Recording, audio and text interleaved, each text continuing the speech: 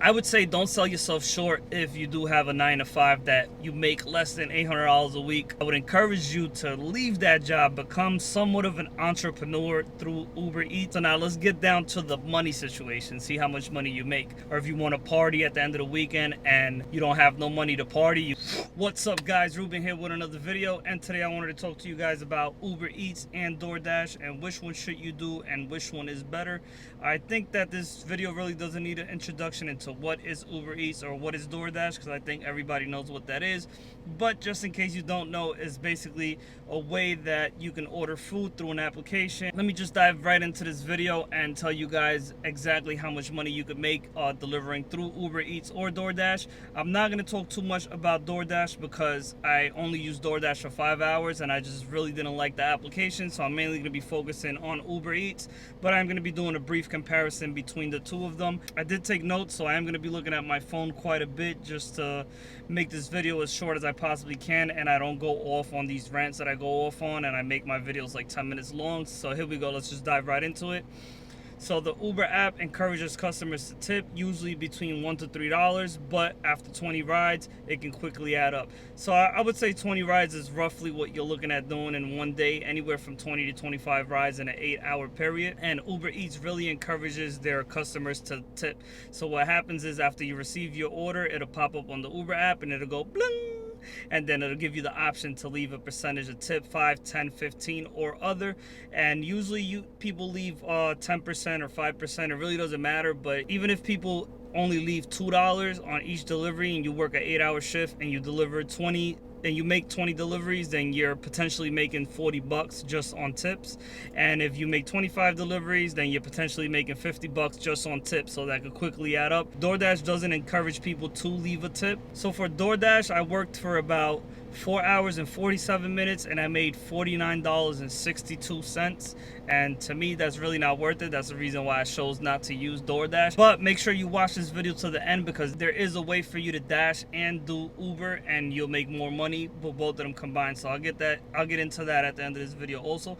But DoorDash does not encourage people to tip, and I did about 6 trips and I got no tips in those 6 trips that I made. So it's kind of like it's not really worth it to do DoorDash, even though they do pay like $3 to $4 more per delivery, but you're not getting tips, so that cancels out the $3 to $4 that they give you per delivery. The Uber app is so much better at picking up your next order. You don't have to make any reservations in the area which you just made a delivery to.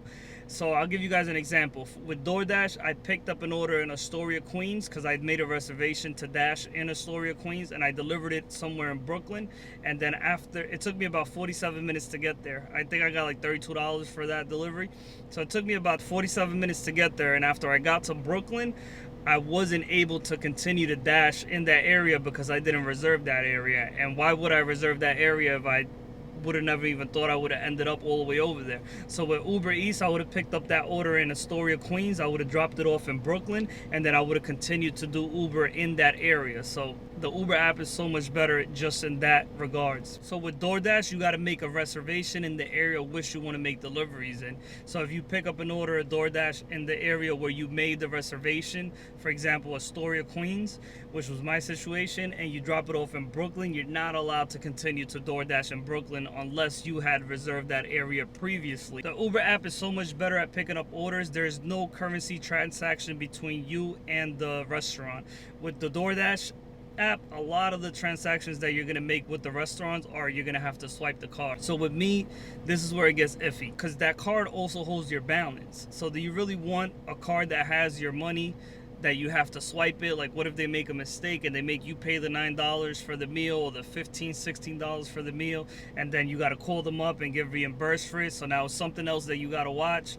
And also, if you say, for example, you walk into a Taco Bell and let's just say there's a line and there's 10 people in front of you, do you really feel comfortable skipping everybody and then going to swipe the card? Versus Uber Eats, you just go to the front and you say picking up for Uber Eats and they give you your order and you're on your way. So in that aspect, the Uber Eats app is like 10 times better also. Uber Eats app has a lot more customers than DoorDash does. So basically you're going to be waiting 2 to 4 minutes to get your next order with DoorDash. With the Uber Eats app is one after the other, one after the other, one after the other. Another way that the Uber Eats app is a lot better is that, say you pick up an order from Taco Bell and you're on your way to deliver it and you're 4 minutes away from your destination, it'll pop up on your screen, and it'll give you an option for you to pick up another order after you finish delivering that one. Versus DoorDash, you got to make that delivery, swipe that you delivered it, and then wait 2 to 4 minutes to pick up your next order. So with Uber Eats, it's constantly one after the other, one after the other.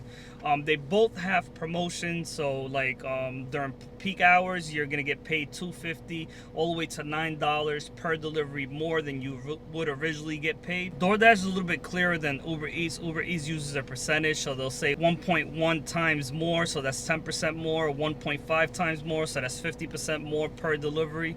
And you got to make these reservations with anticipation. So I think it's like the same day or the night before you got to make these reservations. With DoorDash, there's so many people dashing that you actually got to make these reservations sometimes 2 days before, because that's how many people are dashing in that area. If not, you won't be able to dash. So here's where the problem comes in with DoorDash, that you make that reservation a day before and you're ready to dash in that area. All of a sudden it spits you out in Brooklyn, like what happened to me, and by the time you get back to that area, your reservation's up, your 2 hours are up, and then you can no longer dash. So you couldn't dash in Brooklyn and you couldn't dash in your original area that you reserved. So that's why Uber Eats is far superior. So now let's get down to the money situation, see how much money you make. So I did Uber Eats. I was trying to complete a whole entire week, but unfortunately some work came up and I couldn't complete a whole entire week. So I'll show you guys one day that I did 3 hours and 55 minutes, and I'll show you, and that way you guys can get an idea of how much money you actually make. So this was the first day that I did Uber Eats. I did 11 trips, 3 hours and 55 minutes. I did hit decline on some of the trips that didn't pay as much, like the $3 and $4 tips. I always hit decline, and I only do like $5, $6 trips, because I don't feel like it's worth it if you're not doing those trips. But if you are doing it full time and you do it one after the other, there's like an algorithm that they work with, and they'll spit you out with better deals, and you'll be like in that area. Even though I made $80 in 4 hours, basically my little cousin probably would have been at around $125, just because he doesn't deny any deliveries. He just makes them one after the other. So on average, you could say I made $80 in 4 hours, so that's $20 an hour. My little cousin would have been probably somewhere around $23 an hour. And it's very easy to, and at this time there was also no promotions available for me because I just got the app. You got to wait 1 week until you're able to qualify for any promotions. So after you get the promotions, you get down to the nitty-gritty, you add it all up. I would say with no promotions, minimum tips, minimum deliveries, if you hit and deny on all the $3 deliveries, you're gonna end up with $800 after you deliver for 40 hours on a minimum. Now if you deliver using promotions and delivering one after the other, not hitting decline to any deliveries, you're gonna end up with $1,200 to $1,400 on a 40-hour week. So that comes more comparable to about $28 an hour.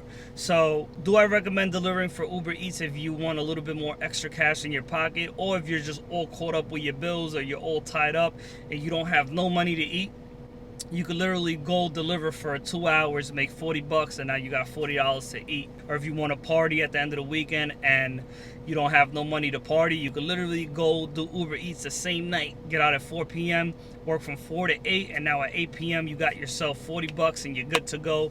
At least for the night, you're good to go. Maybe drink some Long Island iced teas, 3 Long Island iced teas, and you leave a little tip, and you'll be good for the day. So I'm not encouraging drinking at all, because I actually don't drink. I would say don't sell yourself short if you do have a 9-to-5 that you make less than $800 a week. I would encourage you to leave that job, become somewhat of an entrepreneur through Uber Eats, and just deliver food for Uber Eats. If you can't be a cab driver for Uber, because Uber does pay more to the cab drivers, they make about a third more than what Uber Eats pays. But if you live in New York City, you're only allowed to do Uber Eats. I suggest just do Uber Eats and quit your job. Why would you want to get paid less when you can get paid more to do less? And if you enjoyed this video, don't forget to hit the thumbs up. I try to make it as short as I possibly can. I know I go off on these long rants where I basically lose track of what I'm even talking about. Which one would I recommend? DoorDash or Uber Eats? I actually recommend the both of them. So they both have different promotions, and with DoorDash you can basically reserve a location where not everybody can reserve it, so it won't be as cluttered as Uber Eats. But you can reserve that location, and then you can make, let's just say for example, you reserve a location for 2 hours, you make $50, and then your reservation's up, and now you can no longer dash. Then you pick up the Uber Eats app and you pick up where you left off at, and you continue to do Uber Eats. So you get the promotion from DoorDash, you get the promotion from Uber Eats. You're bound to make a lot more money than just getting the promotions from either or.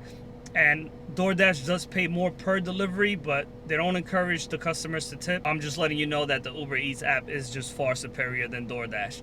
So I hope you guys enjoyed this video. If you did, don't forget to hit the thumbs up. Don't forget to hit subscribe to watch more videos like this, and I'll see you guys on the next one. Hit that subscribe button to watch more videos like this.